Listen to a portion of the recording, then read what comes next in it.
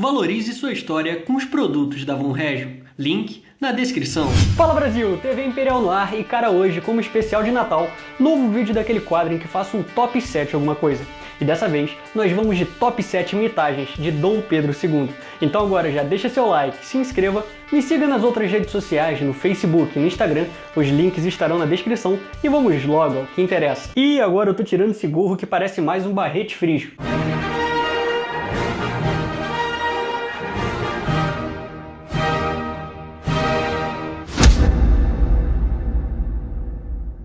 Imperador na saúde e na doença. No verão de 1855, um surto de cólera atingiu a capital do Império, o Rio de Janeiro.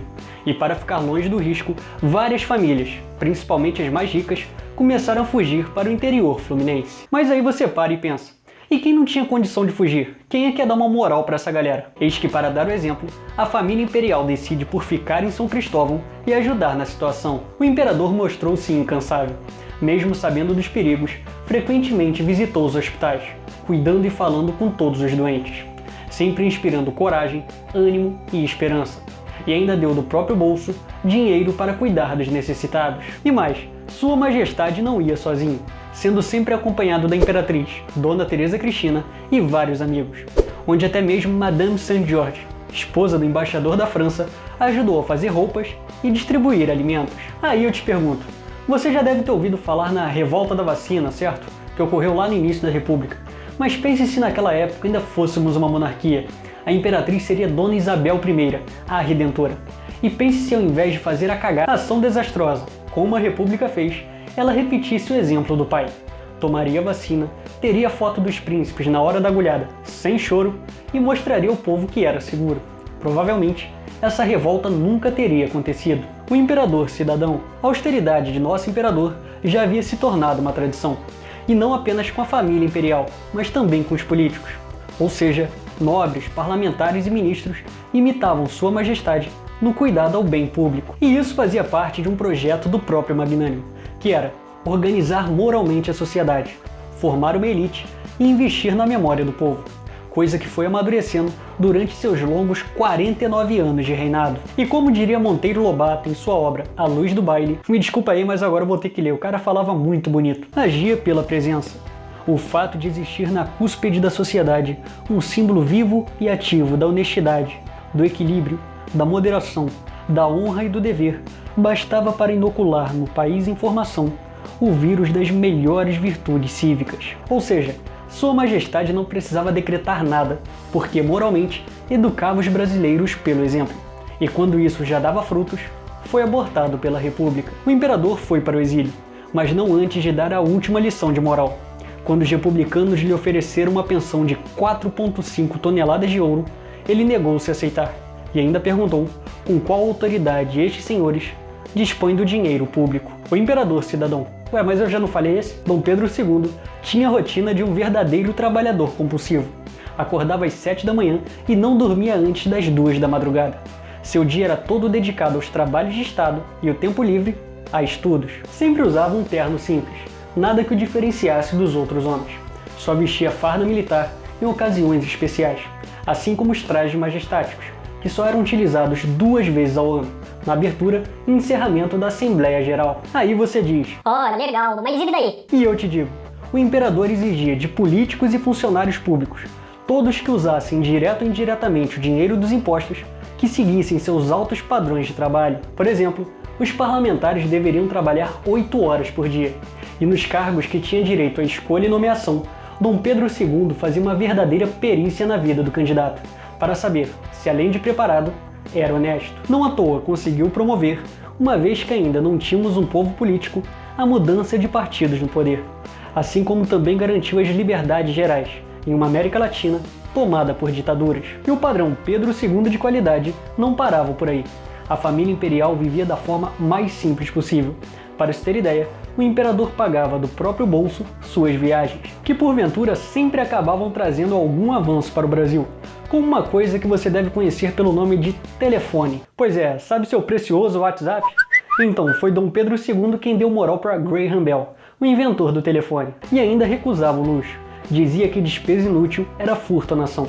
Sua Majestade sabia que não seria certo usar o dinheiro dos impostos para caprichos particulares. O imperador professor já se sabe que o magnânimo tinha grande paixão pela educação. Afinal, ele era um homem que preferia ser professor a imperador.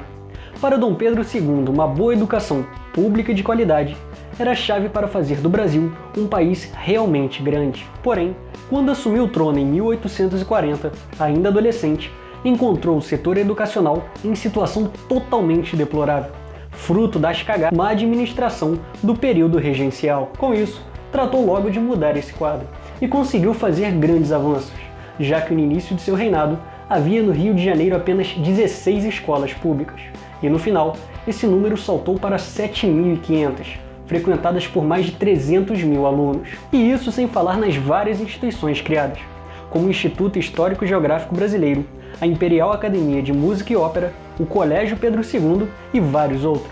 Beleza, não vou falar que tínhamos uma sociedade de intelectuais. Muitos eram analfabetos, mas temos que lembrar que era o século XIX e o analfabetismo era um problema no mundo todo, não só no Brasil. E vale lembrar, uma vez Charles Darwin disse: "O imperador faz tanto pela ciência que todo sábio é obrigado a demonstrar a ele o mais completo respeito." O imperador abolicionista, essa pode dar um bug na cabeça de quem fala merda. O imperador nunca fez nada contra a escravidão. Se você fala esse tipo de merda, bobeira, não sabe que até 1870 poucos eram contra a escravidão, e menos ainda se pronunciavam publicamente contra ela. Porém, Dom Pedro II, mais uma vez na base do exemplo, libertou os escravos que recebeu de herança do Estado, os contratando como empregados assalariados, assim como falava contra ao que considerava o câncer nacional. Nas falas do trono, pedia abertamente pela abolição da escravatura, mesmo isso se tornando um crescente prejuízo político à sua imagem e da própria monarquia perante os fazendeiros. O magnânimo era muito criticado por essa classe.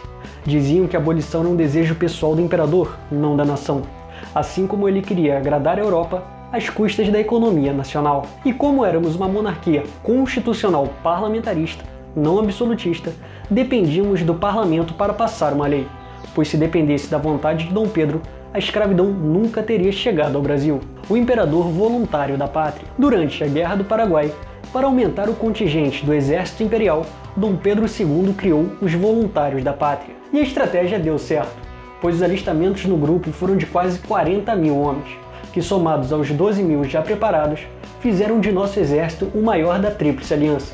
E com ele, demos um sacode no Paraguai para ficar esperto. Porém, todavia, entretanto, o imperador não queria apenas estimular o alistamento. Queria também partir para o sul e levantar o moral de nossos soldados. Mas o parlamento não queria liberá-lo para uma viagem rumo ao cenário de guerra. Eis então que Sua Majestade ameaça: "Se os políticos podem me impedir que siga como imperador, vou abdicar e seguir como voluntário da pátria." O imperador... Aqui tem coragem. E por fim não poderia faltar essa. O dia em que, por culpa de um embaixador que se achava o gostosão só porque era inglês, quase fez o Brasil declarar guerra contra a maior potência mundial da época. E para te contar a história da questão Christie, a vez em que o Império Brasileiro desafiou o poderoso Império Britânico, vou deixar na descrição o link de um outro vídeo do canal em que conta essa história. Assista que você vai gostar, valeu?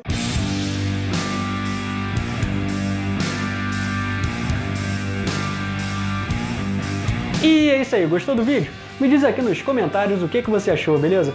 Também não se esqueça de curtir e compartilhar para ajudar na divulgação do canal. E agora você já sabe, se não é inscrito, se inscreva para não perder nenhuma novidade. Já somos quase 30 mil e... Feliz Natal para você, cara! Fique com o Papai do Céu e fui!